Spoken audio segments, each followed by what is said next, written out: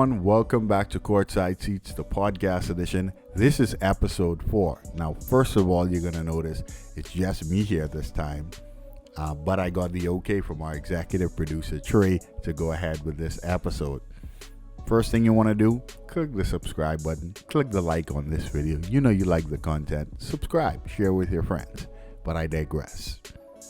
Unless you've been hiding under a rock lately, there's been so many things going on around the world of basketball and the NBA. We have the Ben Simmons saga, which seems like it's never going to end. I would say just trade the man. We also have the Kyrie Irving thing, even though it seems like the Brooklyn Nets. Why do I keep saying the New York Nets? The Brooklyn Nets are moving on without Kyrie.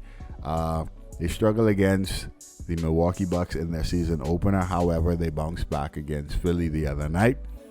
But one of the biggest things to hit my phone's notifications in the last few days is, and I'm pretty sure you've seen it, is the top 75 player list.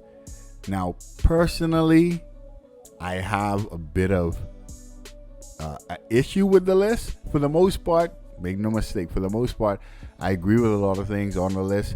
I understand why certain persons were voted in particular placement. I understand why certain persons were on the list. But with the same token, some persons that are on the list and judging the persons that were snubbed from the list, I take a bit of issue with.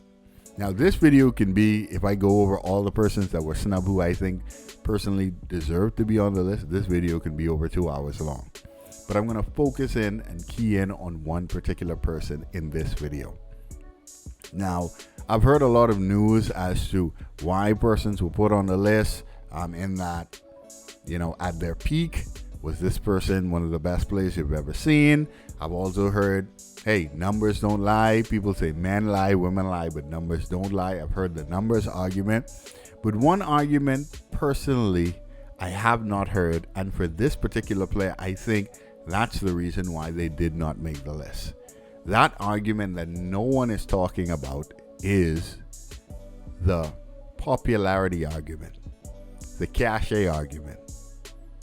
And I say that because obviously every other player has to be popular in their own right to get on this list. But if your popularity is viewed negatively in the eyes of the persons who are voting for you, as I personally believe this player was, viewed in a negative light, that is the deciding factor whether or not you make the list or you don't make the list. And the person I personally think belongs on the list is none other than Dwight Howard. Now, I know Dwight Howard, over his extensive NBA career, has been recently has been a journeyman on a number of different teams, getting traded left, right, and center. There was a point where, the vast majority of NBA fans didn't know if he would play again. Maybe we thought he would retire.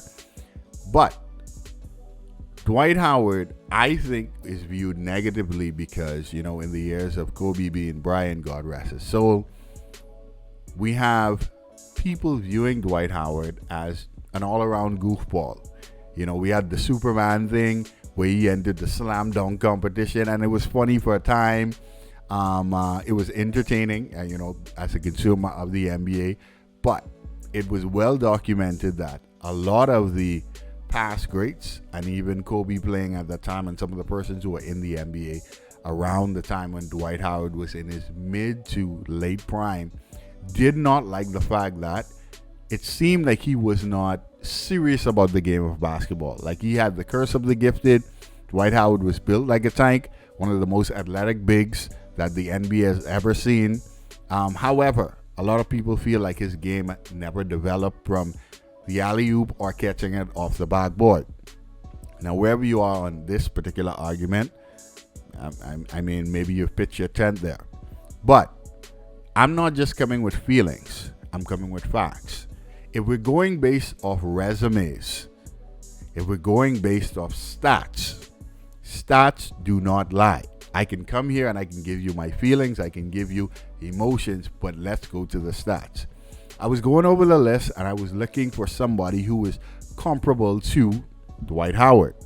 Obviously, I can't judge him like I would judge a Steph Curry or a LeBron James, Michael Jordan. So I was looking for somebody in that realm of Dwight Howard. Now, on the list, there is a number of A players, B plus players, but I found a player who could be considered B minus C player that's in that realm of Dwight Howard. And I mean, no disrespect, I'm not advocating for anybody to be pulled off the list. That player is Dennis Rodman. Now, we know Dennis Rodman has the 5 NBA championships.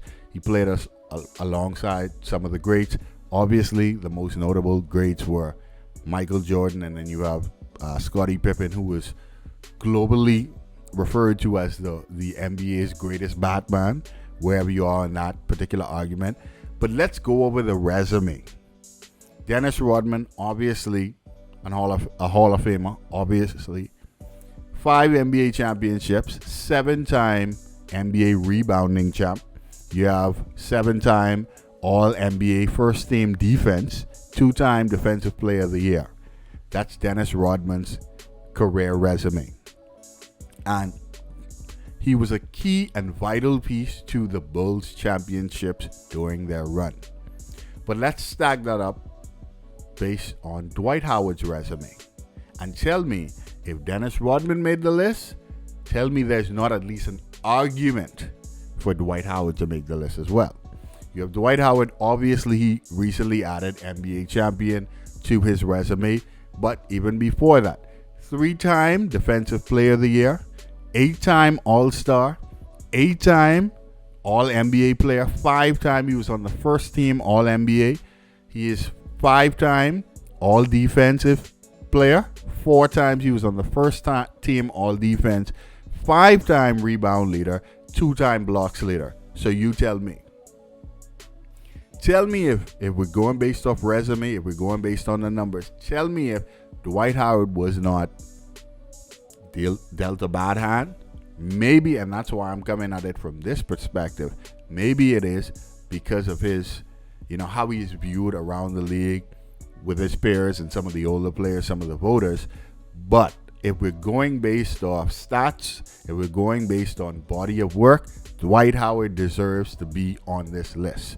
Obviously, other persons you can make the argument for, Klay Thompson, you have Vince Carter, Tracy McGrady, Manu Ginobili didn't make the list, Pau Gasol didn't make the list. So obviously, I think something is going on, but Dwight's my guy. I definitely believe that he should have been on the top 75 player list all time. But that's just my opinion here at Courtside Seats. I think Trey's going to co-sign on that, seeing as we're a team. But let me know if I got it right down in the comments. Let us know who you feel was snubbed from the list, who should have been on the list. But until next time, peace.